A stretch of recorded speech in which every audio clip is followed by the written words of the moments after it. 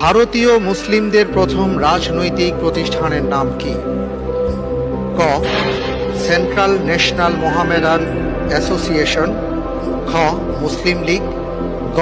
জমিয়তে উলামায়ে ইসলাম, খ. আজাদি পার্টি। ভারতীয় মুসলমানদের প্রথম রাজনৈতিক প্রতিষ্ঠানের নাম কি ছিল?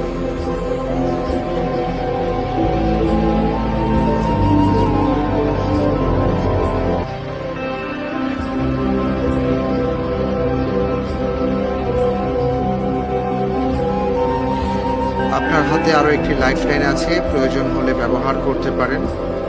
আর যদি মনে হয় যে না, এর উত্তর ইনশাআল্লাহ তাআলা আপনি দিতে পারবেন, তাহলে তো আলহামদুলিল্লাহ। জি, আমি পরিবর্তিত প্রশ্ন চাচ্ছি। পরিবর্তিত প্রশ্ন। অ্যান্সারটি কাছাকাছি কিন্তু কনফিউশন আছে। আচ্ছা, অনেক ধন্যবাদ। এবার জানিয়ে দিচ্ছি, সঠিক উত্তরটি ছিল ক.